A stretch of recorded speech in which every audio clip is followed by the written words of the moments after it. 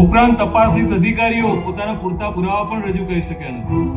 આ સ્થિતિમાં નામદાર કોર્ટને મારી વિનંતી છે કે મારા અસીલોને બેલ ગ્રાન્ટ કરવામાં આવે. સાહેબ, આ લોકો બહુ જ ગંભીર ગુનામાં સંકળાયેલા છે. પોલીસની રેડ દરમિયાન એ લોકોએ પોલીસ ઉપર હુમલો પણ કર્યો.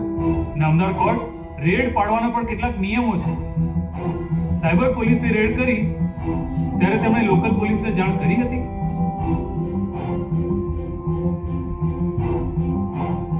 લોકલ પોલીસને સાથે રાખી હતી? નહીં. મારા અસીલોના ઘરમાં પ્રવેશ કર્યો ત્યારે તેમને કોઈ વોર્નિંગ આપી હતી? નહીં. એટલે રેડના કોઈ પણ નિયમનું પાલન કરવામાં આવ્યું જ નથી.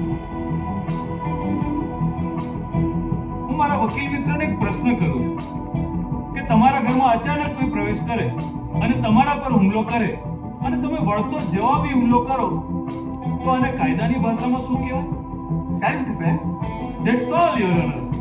મારા અસીલો પર જે આક્ષેપ કરવામાં આવી રહ્યો છે એ આખી સેલ્ફ ડિફેન્સની ઘટના છે. ક્રાઇમ તો સાયબર પોલીસે કર્યો છે અને મારા અસીલો તો માત્ર બચાવ કર્યો છે. Sir, I object your honour. Objection overruled. Mister Raghav, તમે સાયબર સેલમાં કામ કરો છો? જી જજ સાહેબ. તો સિંગમ બનવાનું રહેવા દો. તમારી પાસે કોઈ સોલિડ પુરાવા છે જેને આધારે હું બેલ ના આપી શકું? Sir, we need time. Okay, any arguments? No milord. 10 દિવસની પોલીસ કસ્ટડી આપો.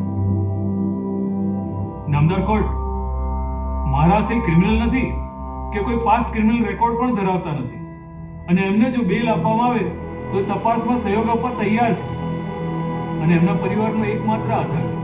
આ તમામ પરિસ્થિતિને ધ્યાને રાખી તેમને બેલ ગ્રાન્ટ કરવામાં આવે તેવી વિનંતી છે. Sir, we need time. તમારી પાસે 1 મહિનાનો સમય છે.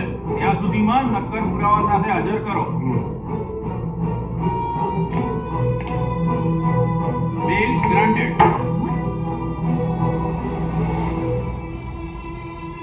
Oblige milord.